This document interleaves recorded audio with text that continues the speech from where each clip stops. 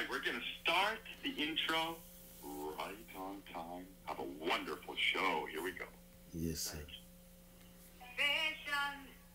Without representation, 200 years of exploitation in the capital of this nation. No representation in the capital of this nation. 200 years of exploitation. Give the people their right to vote. Someone asked me, was it true? The voting rights of the district were long overdue. That was Sweet Honey in the Rock with Give the People the Right to Vote. Hello and welcome to Shadow Politics, an hour-long grassroots talk show which will attempt to shine a light on the issues that you care about. I'm your host, United States Senator Michael D. Brown, coming to you live from the District of Columbia, America's last colony. I hope my show will start a dialogue with America about the issues that are important to you and affect the lives of all of us. So, if you have a question, you can Skype it into BBS Radio, or you can even call us at 888-627-6008. Tonight we have a very special guest. Our guest is Pastor Adebo. Welcome to the show, Pastor. Thank you, sir. Thank you for being with us tonight. Thank you, sir. Happy Thanksgiving. I hope you had a nice Thanksgiving. And let me tell my listeners out there, I saw the pastor last week because we gave out turkeys to people. Yes, sir. In front of his church, which is a great thing to do. Look, I worked in a soup kitchen with my children for 10 years, and I can tell you that there's nothing quite as satisfying as feeding people. Yes, sir. Feeding people that are hungry. It's very, very satisfying. Yes, sir. So, Pastor, tell us about what you're doing here and what your church is trying to accomplish. Tell us about the church. First, give us the name of the church and tell everybody where it is. Yes. My name is Dr. Adebo, the founding pastor of Destiny Church. Destiny Church for All Nation, Washington, D.C. We're on 5209 Georgia Avenue, Northwest, 2011, opposite Popeyes. That is where the church is. And we are a church that is committed to being a salt and a light, to be able to add taste to the community. Just as the Bible says you are the salt of the earth, I believe the church should be adding value and adding taste and adding something to the community. And that is one of our driving force, to be an outward-looking assembly, an out-looking place that will be a light and be a guide and be a help for those in the community. So we are here in this Washington, D.C. We also do a lot of work with those that are down and out, those that are homeless, that are in shelter. We'll bring them into the church every Sunday to share with them breakfast, sausage, bread, and things that can stand for good breakfast in the morning. Because I know many people on Sunday morning sometimes don't even know where to look for a good meal. So we do that here every Sunday, 9:30 a.m. Just as we do in London. We've been doing this in London for more than 14 years, every Sunday. Feeding the homeless, those that are facing food poverty. And that's why we decided that during the Thanksgiving, we wanted to do more than just feeding people, but give them something that is more stable on their table. And we are very delighted that a lot of families were blessed in this last one we did last Sunday. And I'm very delighted that our Honorable Senator Mike Brown was there with a wife. It really had a lot of strength to us to know quite right that himself that has a big heart for the community was with us all the way. And that is part of what we do as a church, to be able to be a blessing to those in the community. Apart from that, myself, I'm a counselor and a therapist. I read a course in University of Leicester for 4 years on foundational degree in drugs, alcohol, treatment and counseling. So one of the things we also do is that when people come in to take breakfast, some of the things we share with them are therapeutic part on how to go to government approved agencies for treatment. So these are the part of things we do as a referral, not only just feed people, but give them understanding and open them up to the path of recovery. This part of what we do. Well, that, I think that's a very important piece of what you do, because, like I said, I worked in a soup kitchen, which won't surprise you, Minister, was also in the basement of a church. And I've worked with homeless people, and I know that a lot of them have problems going to government-sponsored programs, and they feel more comfortable coming into a welcoming place like your church. Yes, so sir. What you do is very, very important to the community. But tell me, why have you picked Washington, D.C.? Of all the places you could have picked to go to start your church here in the United States, and we should say that really, you've been doing this work for many, many years in London. Why Washington, D.C.? Well, I believe Washington, D.C. is the central nervous system of America. Anything that... We feel that way. The way I feel is that Washington, D.C. is the central nervous system of America. Anything that touches D.C. touches the whole country. So that is the reason why I was led to this place. To be very sincere, the Lord led me to DC. And when I came here about a few years ago, I literally don't know anybody here when I came. But the Lord guided me that where He wanted me to do the work He has sent me, He wanted it in Washington, D.C. To be very sincere to you, sir, in Washington, D.C., I wasn't the one that even chose it. The Lord chose it and said, that is where I want you to go and do the work I sent you to do. Not in any other state. Go and start in the heart of D.C. And that is what brought me here. And when I came here, I began to know reason why more I was sent here. Because this is the oxygen tank for America. That is the way I see it. Yes.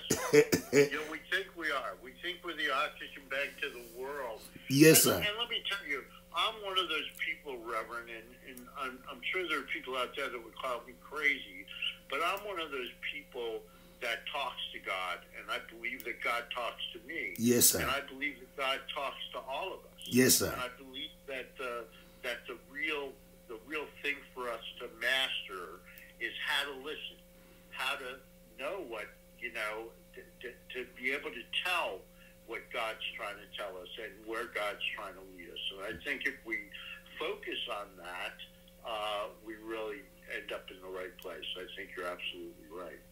So let me ask you, what are the kind of problems that you're encountering while you try to open this church? Obviously, money is always a problem, right? In starting anything, Yes, starting sir. a business, starting a church, starting anything, you always need funding. So I assume that's one problem. But what are some of the other challenges that you seem to face in doing this?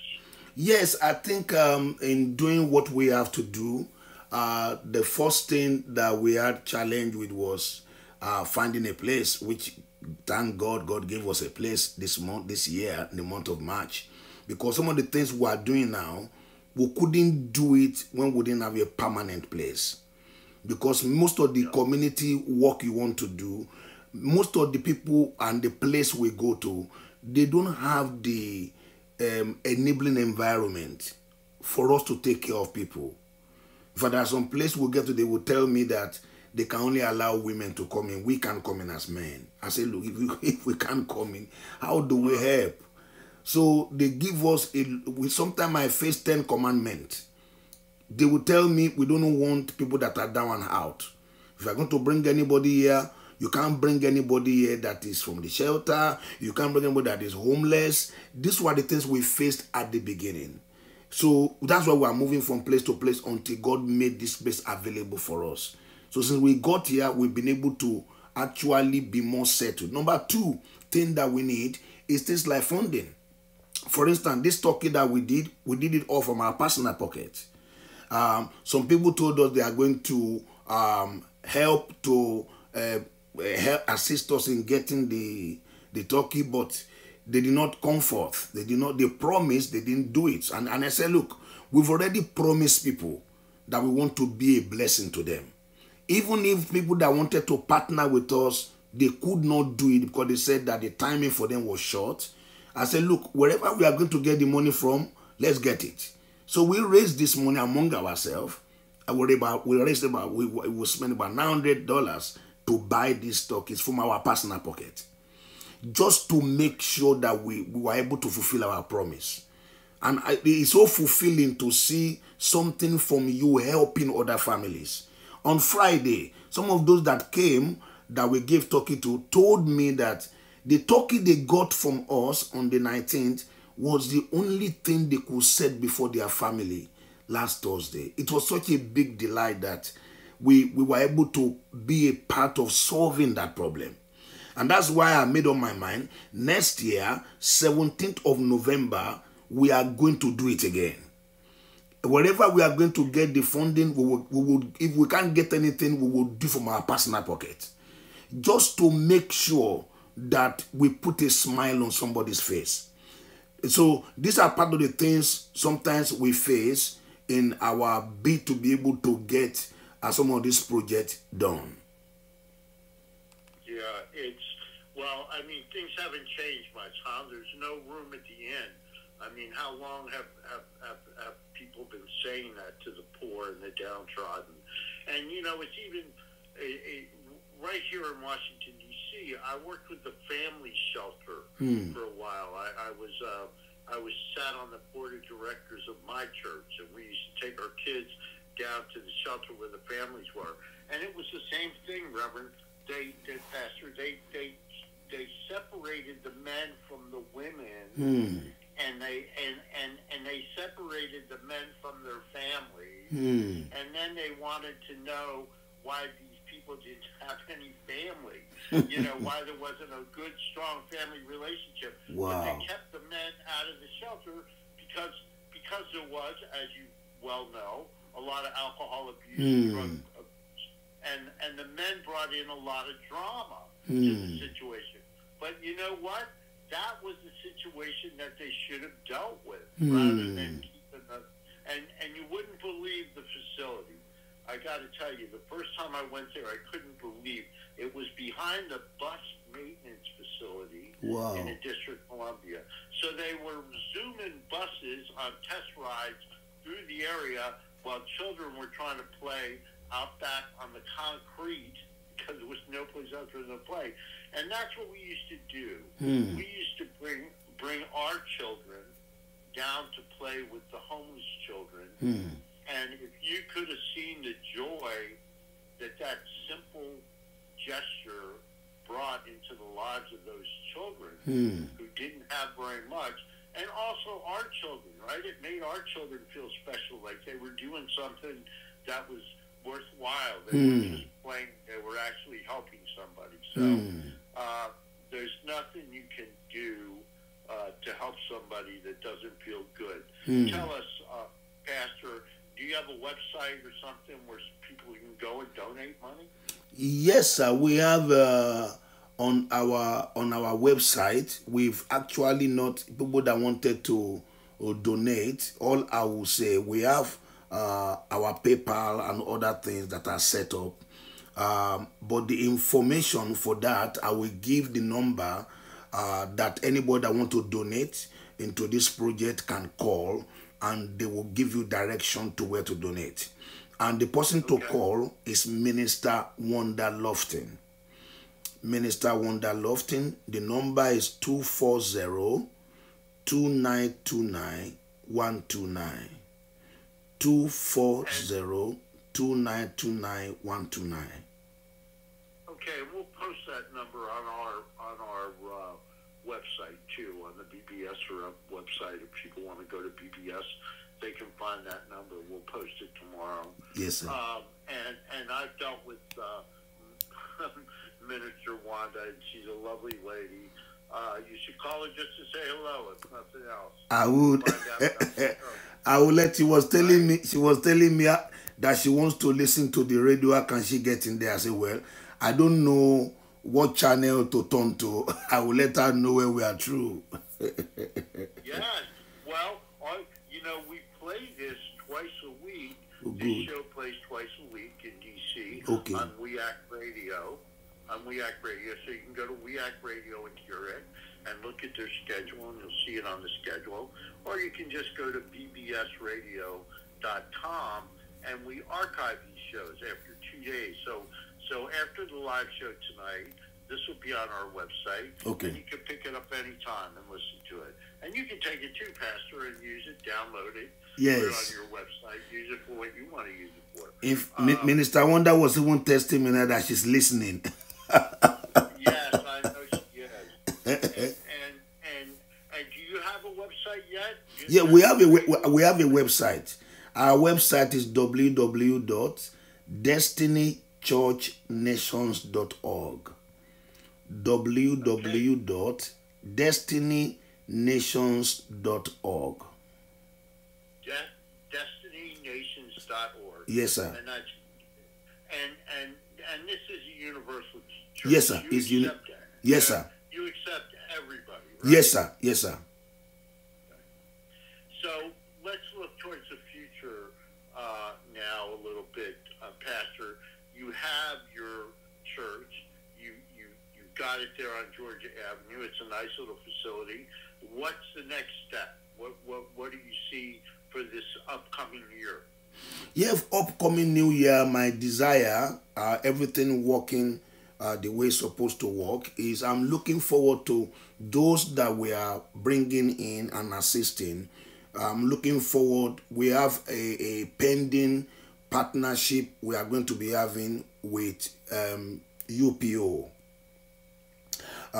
because they provide skills for people that are looking for jobs, so that they can train them to acquire what they call COVID-proof skills.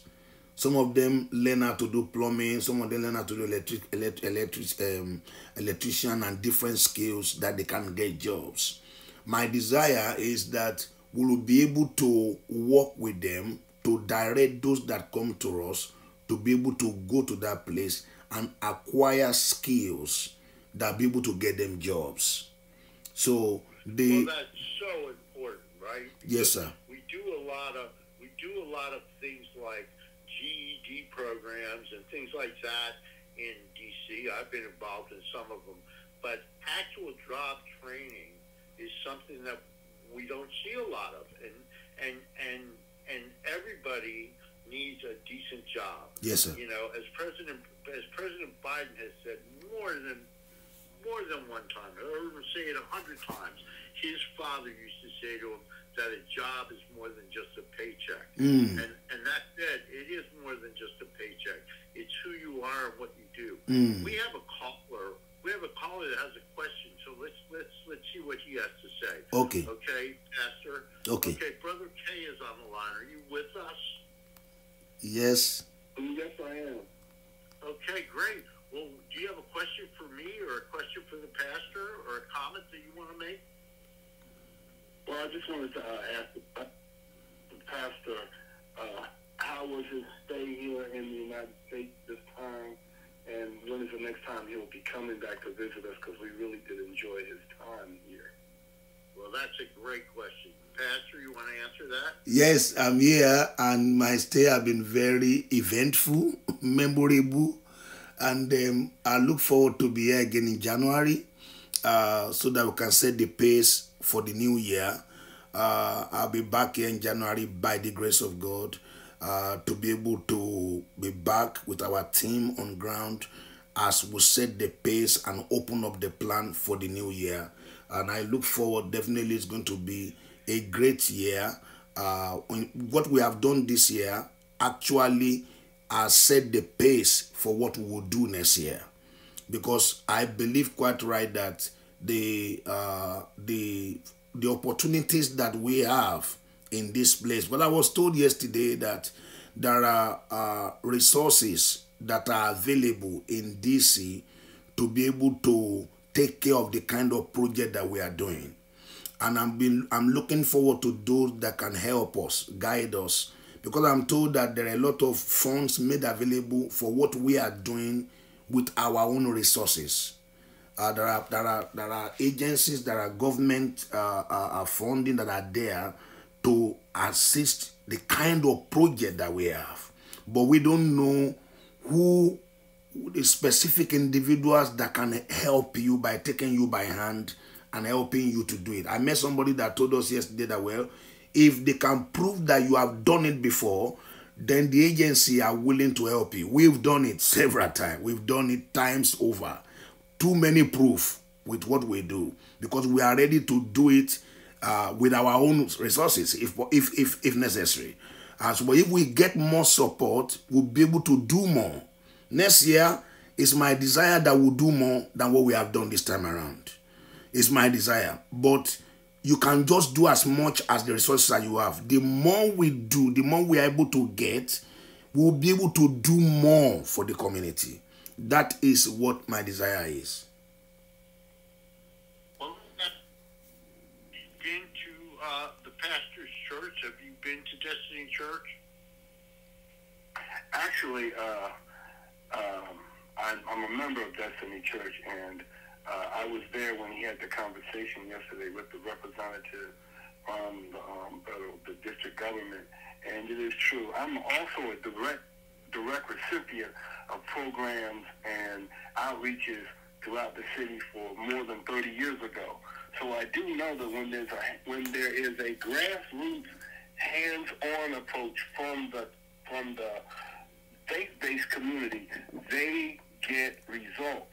Everybody wants to push the faith-based community to the side, but it's the faith-based community that saved me more than 30 years ago. And there are a number of people that are like me that believe in these groups, but they're pushed away because of society, because of laws, because of mandates, etc., to let these other type programs come in that have no effect. They're just spinning their wheels in mud. But this program here at Destiny Church is one of many that actually do work with hands-on in the morning on Sunday, feeding the homeless, and then literally going into the community, food drives and Sunday morning pickup to and from the shelters. We're actively involved in what Pastor is definitely saying. Boots are definitely on the ground at this ministry. Well, and that's great, and that is so important. And, I sit on the board of directors of an organization that funds nonprofits. And one thing that I don't understand is that 30 years ago, like you say, 30, 40, 50 years ago, faith-based organizations were the only outlets in some communities. In fact, the greatest charities in America are faith-based in my opinion, and go back things like the Red Cross and St. Jude's Children's Hospital, and there are so many faith-based organizations and that have done well, and I'm really not sure why they've fallen out of fashion, but I think you're absolutely right. People understand that actions talk louder than words, so you can say whatever you want, but when your boots are on the ground and when they see you actually helping them and when they feel that you're part of the community, that's where success comes in. So I want to thank you, caller, for calling in, and Pastor, anything you want to add to that? Yes, I mean, what he has said is very, very great, and I believe quite right that if we have the kind of, you can get support, we'll be able to do far more to reach out to more people and be able to actually change one life once at a time. Because I believe quite right that there are people that were on boots on the ground, direct. We are relating with them, and the more resources we have, the better we can do more things. So, and I really appreciate the kindness of your heart, sir, that you have given us the opportunity to be able to come into your space, to come on your radio show, to be able to give us a voice and a platform to be able to talk about the things that matter to the community. I believe we are called to be light in the community. We are called to give light where there is darkness. We are called to give taste where there is no taste. And I believe quite right that that is what we are here to do. We are here to make a difference in the community. We are here to touch every life that we can reach. And I believe changing one person at a time is where the key is. And I believe that we started on that path and we're going to continue on that path. And I really appreciate your partnership. Your partnership has been a breath, has been a strength to us. I want to let you know, Senator, that we really appreciate you and your wife, the support you give to us, as it's been giving us a lot of courage and strength. We really want to appreciate you. Well, thank you for that, Pastor, but you're very well connected. When you come in and God is on your side, who am I to say no? I believe that when God is on your side, you are in the majority. Yes, sir. Even if it's just the two of you, right? Yes, sir. And if I didn't believe that, I wouldn't be able to do what I do every day and make this crazy thing work for the District of Columbia, to make us a state, to make us whole. I think that I have a profound belief in God, and He's worked in my life.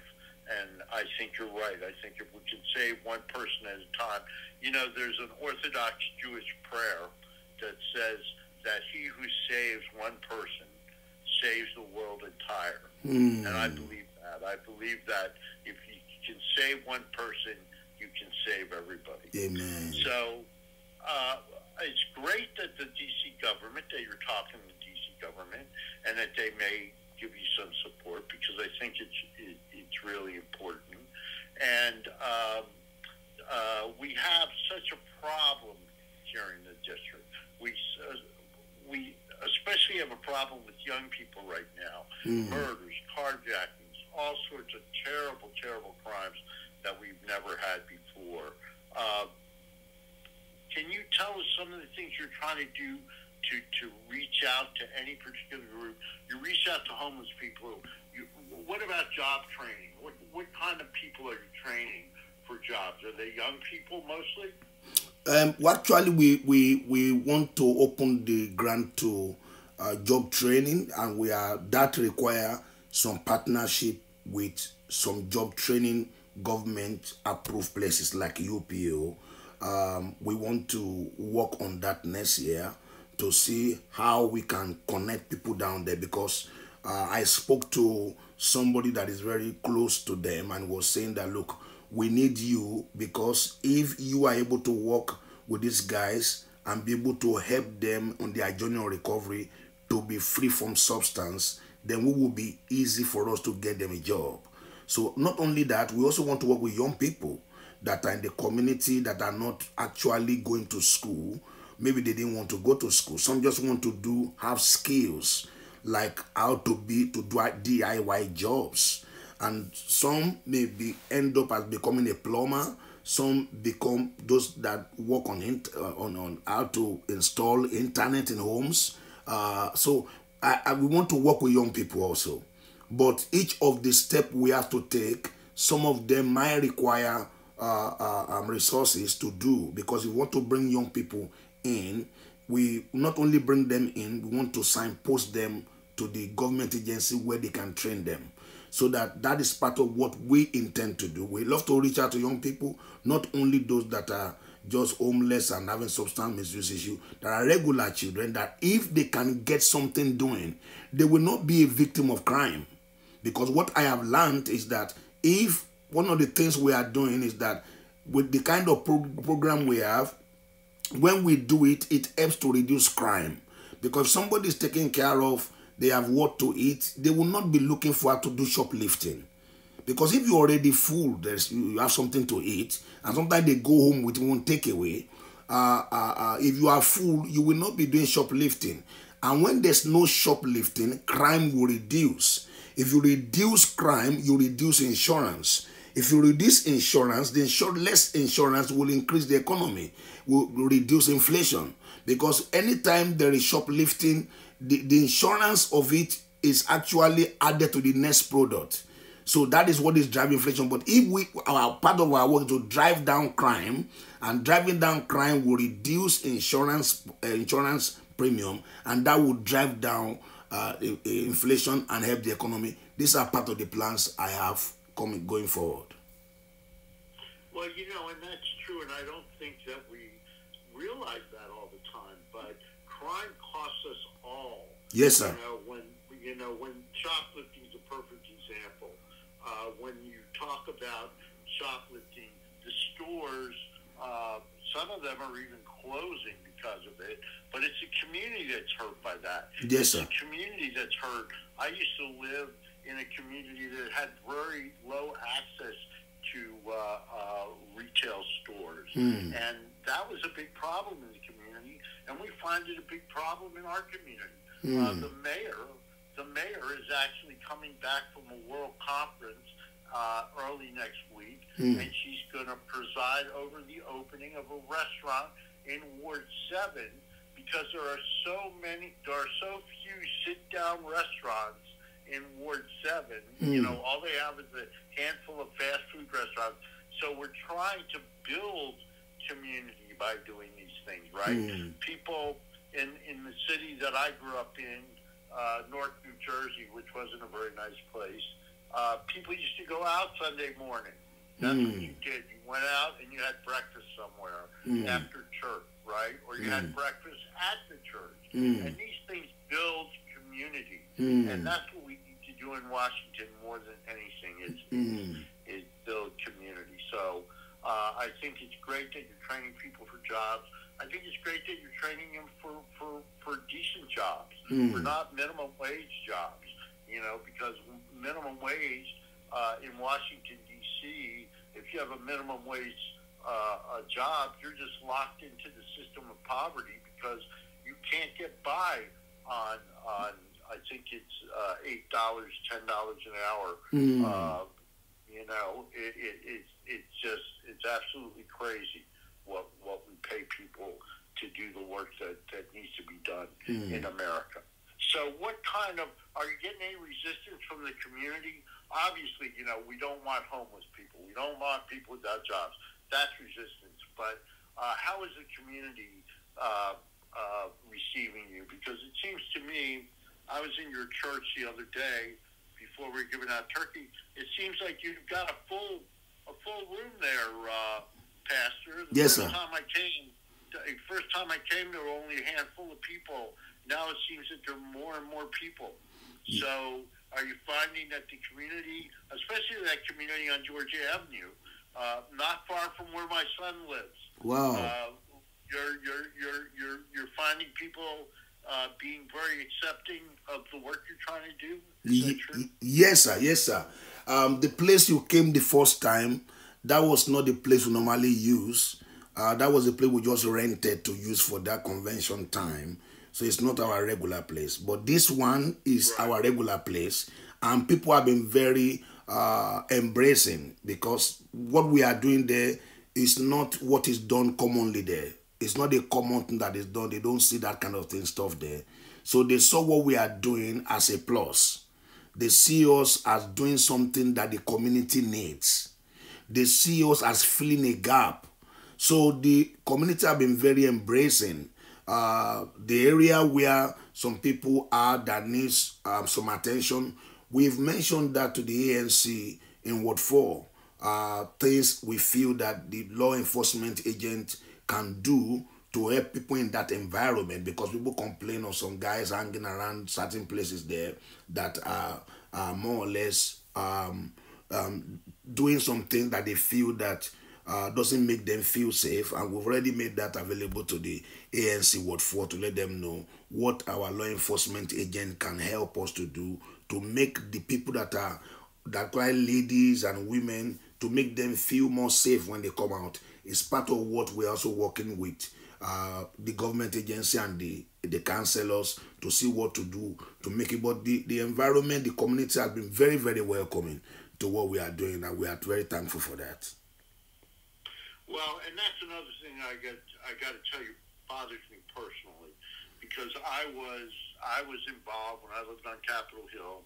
I was involved with the police. I was a neighborhood watch captain, and it bothers me that we seem to have developed this attitude that we should be on the opposite side that the police are on.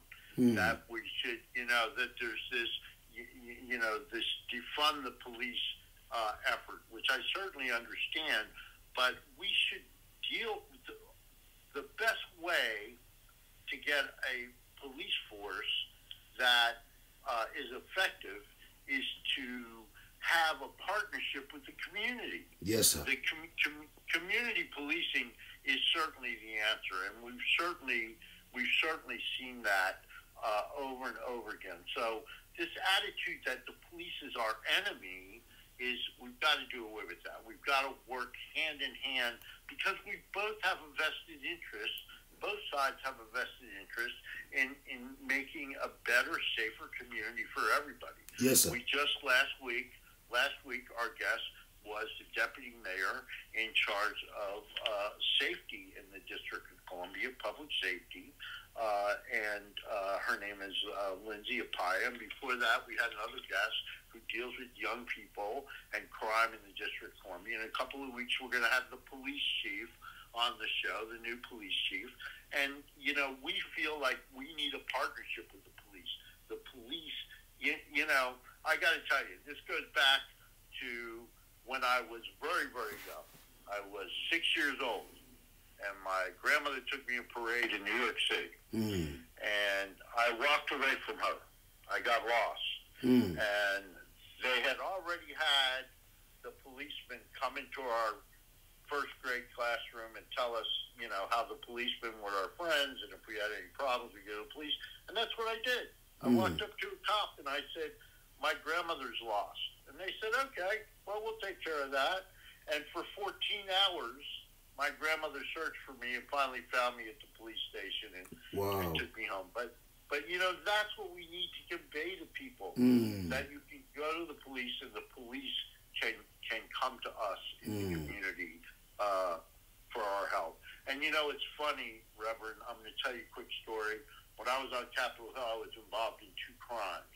Both crimes resulted in arrests. I called the police, and both resulted in arrests. And the police officer said to me, well, you're a very good citizen, Mr. Brown, for, always being involved. And I said, you know what? It's not about being a good citizen. I grew up in a bad neighborhood, and my grandmother trained us from a very early age that if you see somebody robbing your neighbor's house and you don't call the police, he'll be back next week to rob your house. Yes, sir. So it's a matter of us all surviving together. It's not a matter of standing up and being a good citizen and being a hero or anything else. It's a matter of us all coming together in a sense of community. So, Reverend, tell us what's on the agenda right now. I know you're going back to London soon. Yes, sir.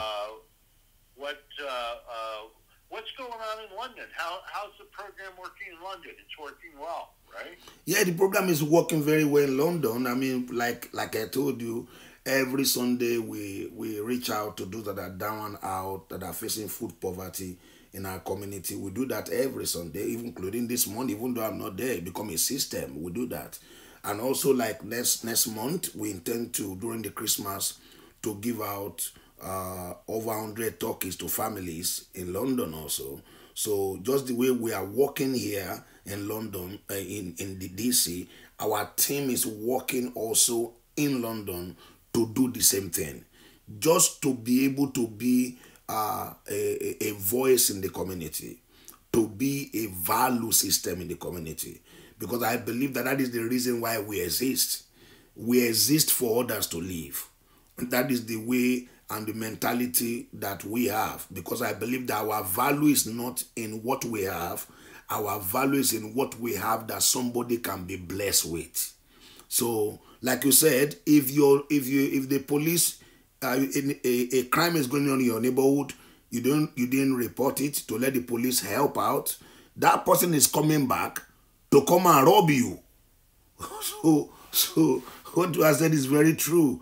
So we have to work together with law enforcement, because we are together. We are all working for the same purpose, for the same common good. So what you have said is very, very spot on the light of having to join force with the law enforcement agency, because I believe that we are doing the same work.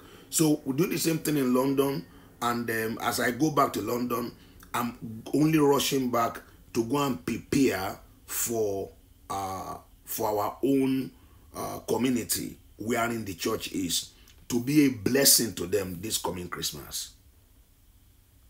Well, and that's what's important, right? It's to render unto Caesar what is Caesar, and unto God what is God. Yes, sir. And that's what God expects of us, right? Yes, sir. One of my very favorite passages from the Old Testament was Dr. Martin Luther King's supposedly his favorite passage, which is let justice roll down like water and righteousness like an ever-flowing stream. And we quote that a lot.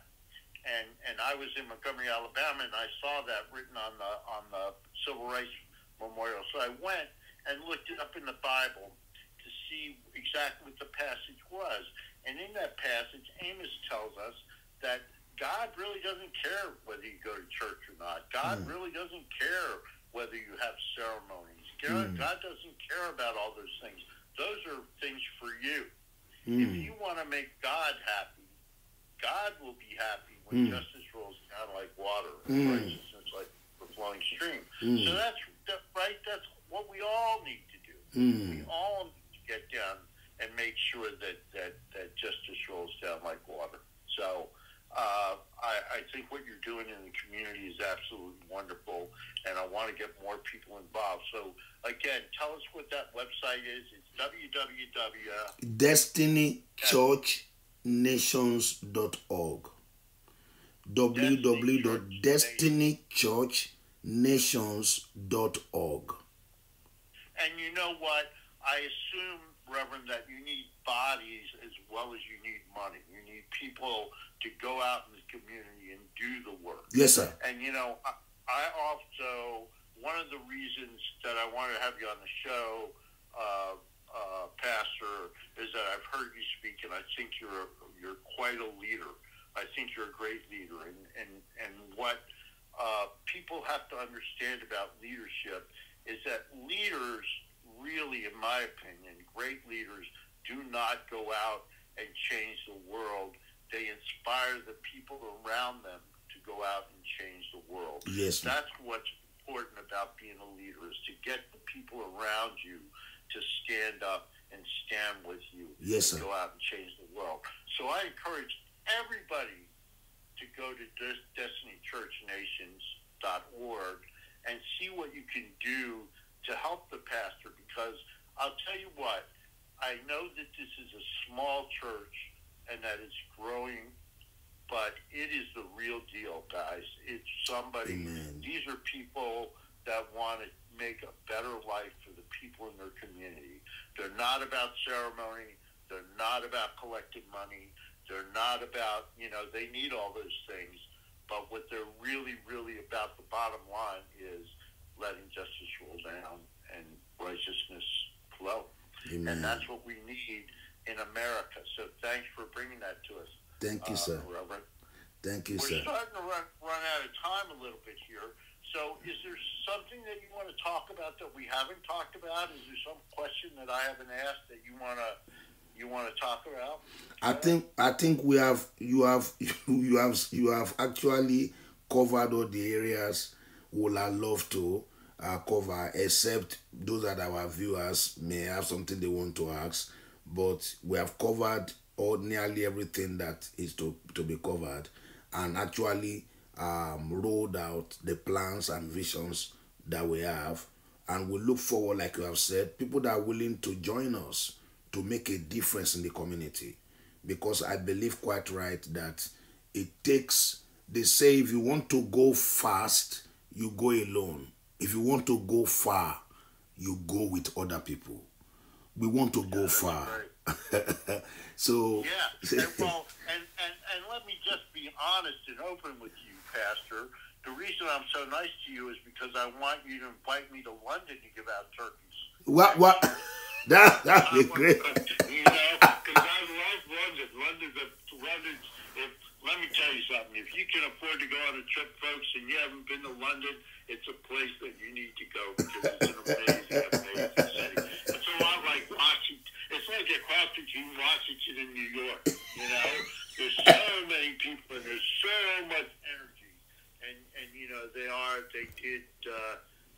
Britannia did rule the seas and did rule the world. Yes, sir. Look, you know what? Now we have the most distinguished caller we've had in the show in a long time. We have Minister Wanda on the line.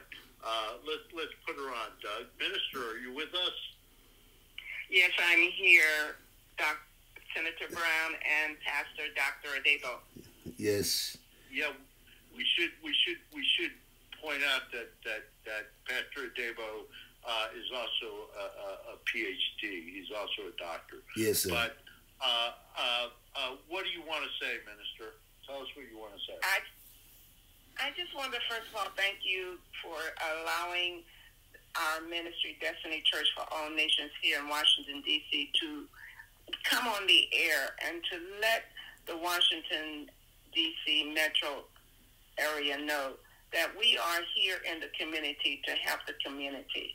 We're here to give unto the community. And I also want to thank our pastor, Dr. Adebo, for his leadership. As you said, he is a great leader. And as he follows Christ, we as the members and the servants of the Most High God, we follow him as he follows Jesus. And so I just wanted to say to Pastor that we do appreciate you for all your coming and going from London back to the U.S. and back and back and back. And I know that it is not easy, but we thank God for you and your obedience to Christ to come here to the United States and to Washington, D.C. in particular, leaving your family and from weeks at a time. And so we do appreciate you so much.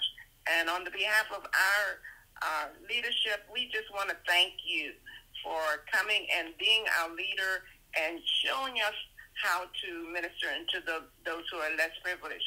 Because before you came, we did not have that ministry.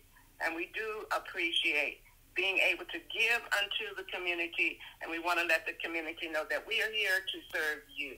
So please do come, and we are there at 5209 Georgia Avenue Northwest, and we do meet at 9:30 in the morning every Sunday, and then again at 10:30 in the morning every Sunday morning. You are surely welcome to come and enjoy the service with us. Amen.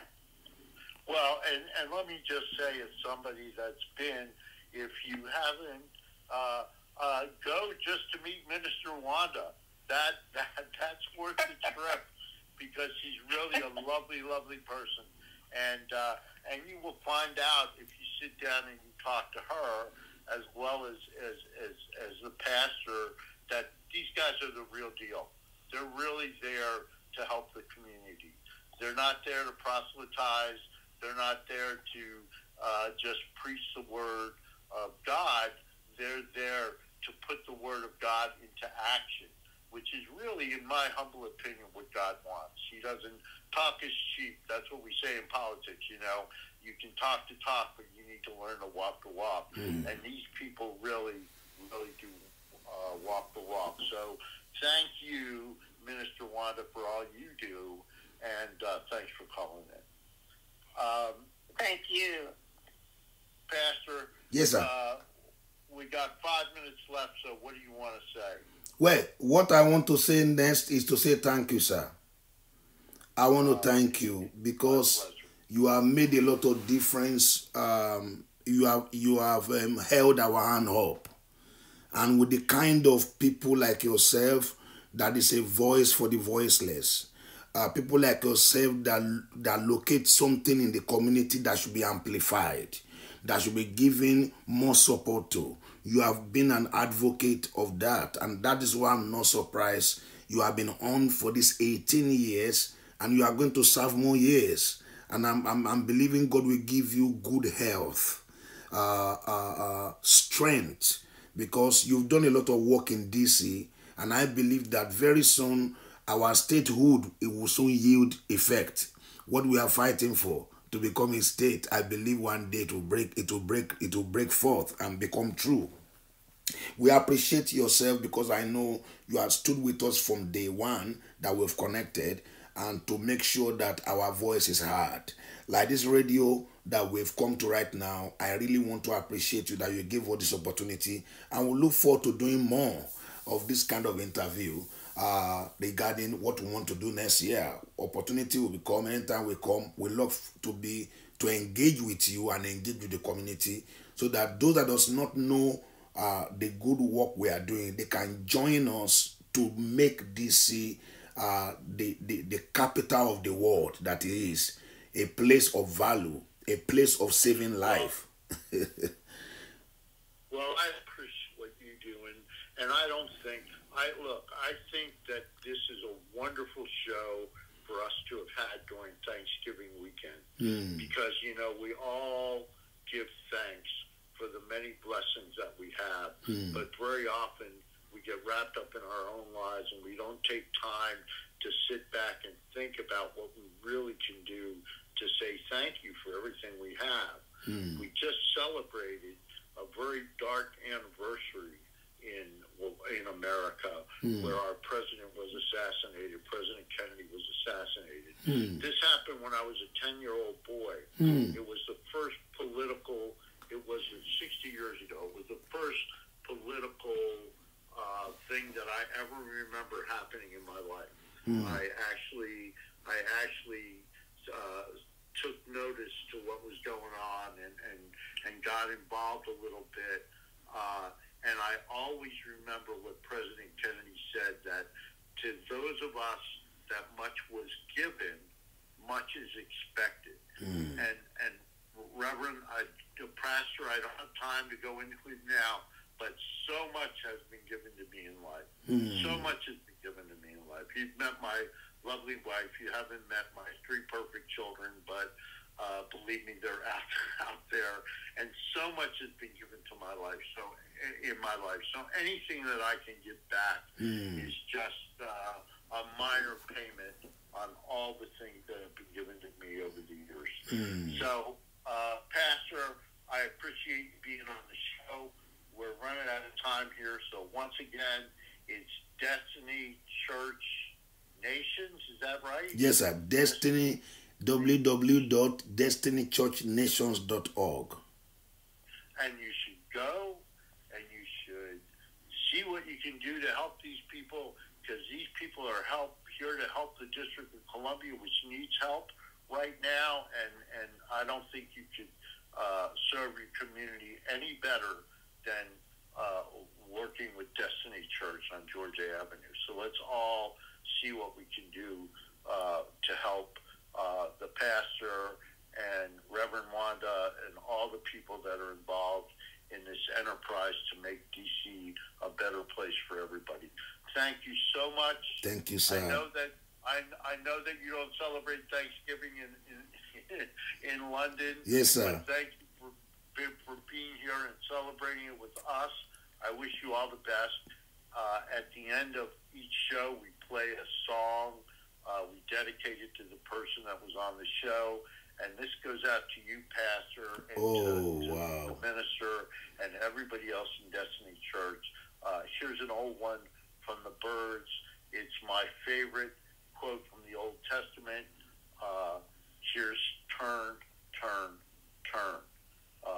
It's a paraphrase of Ecclesiastes. Thanks. We'll see you next week. Thank you.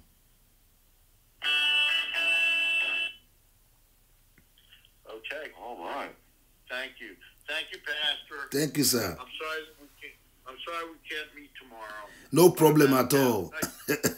At least we have done some good discussion tonight.